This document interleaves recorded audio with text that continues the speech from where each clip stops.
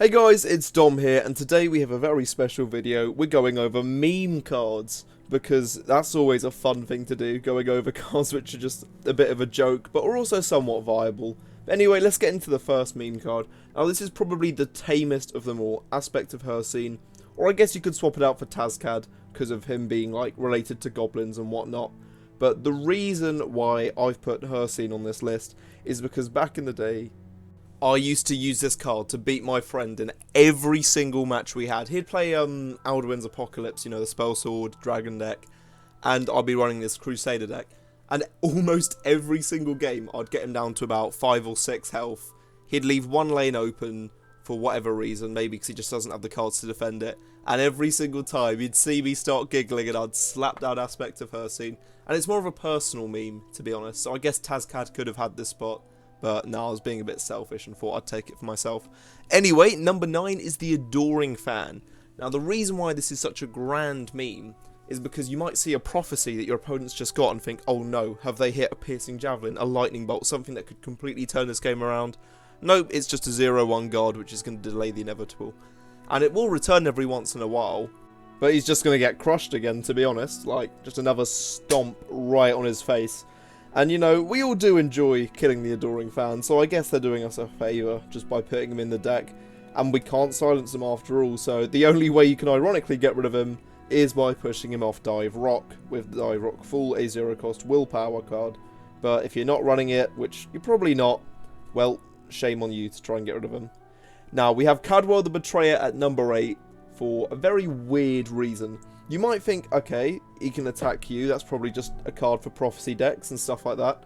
But the reason why this card's on the list is, again, for another personal reason related to me. So unfortunately, I was not recording this game, but I was up against a deck, it must have been a prophecy deck.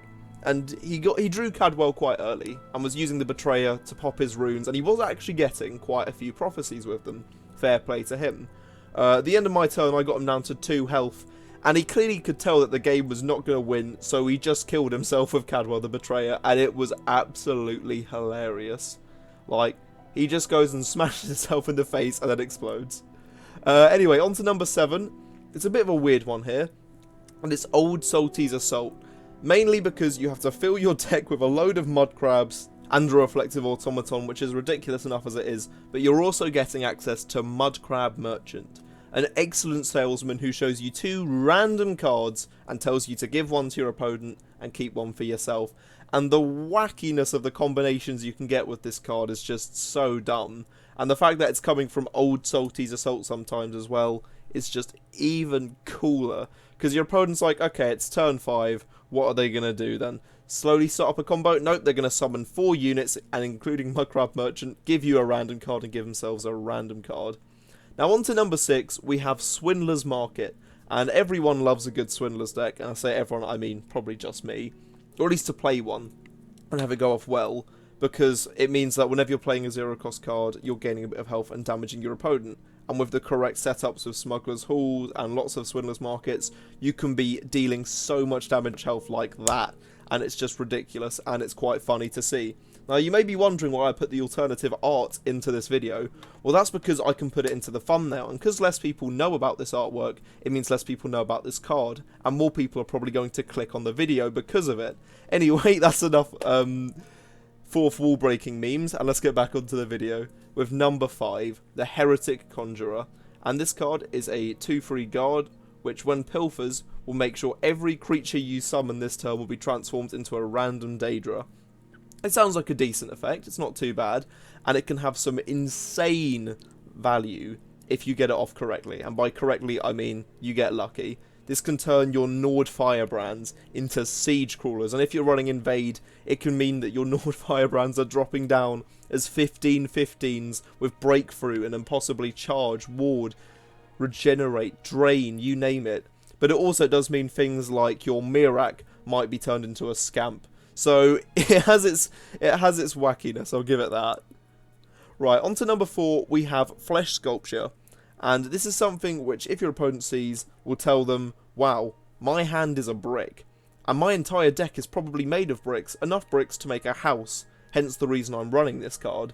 But anyway, Flesh Sculpture basically just changes your hand into a completely different set of cards. And it also actually changes your avatar, which is what I find really cool about it. And being a card that kind of changes stuff like that, I find that really interesting to, not really game design, but more or less just, you know, humour. It's something that allows the card to have more of an aesthetic than it actually does. And I kind of respect that they went that far with it. And yeah, it can get you a lot of weird cards as well, so extra meme value. Now on to number 3, we're in the big leagues now. We have Wabba Jack.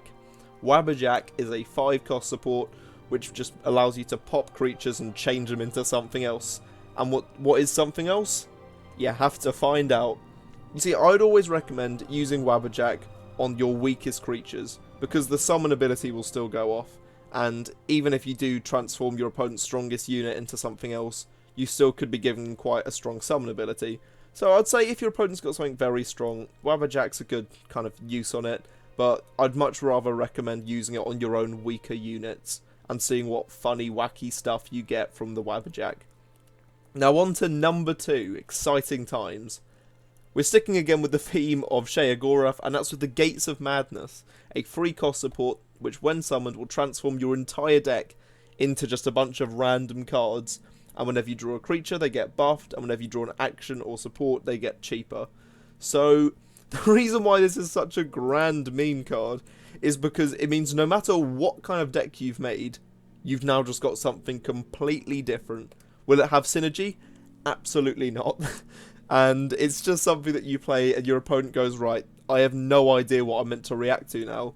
They can't prepare for anything because even you don't know what you're going to be playing. So it's a good little meme, and you know, gotta respect the Gates of Madness. Now onto the honourable mention before we go on to number 1. Yeah, that's right, I got you there by suddenly switching up to honourable mention. We have Gerald Forager. Yeah, it likes the number 2, I guess. It's pretty bland, you know, no effect, very empty. Well, how about that? There's not much to say about this card. It's just a bit rubbish. And with things like Slinking Jackal being added to the game, it just makes Gerald Forager look terrible and useless. If anyone's running this, they are clearly trying to mock you or are a brand new player. And yeah, I don't know what else to say. It's just bad. Anyway, on to number 1. We have Horse Armor. Because, you know, we all like, you know, horses and horse armor. And they clearly made this card just because of how the Oblivion Horse Armor DLC was, what's the word? Not very popular when first released, I guess. But the Horse Armor's just funny because you equip it to a card, and all it does is make it a little bit healthier and premium.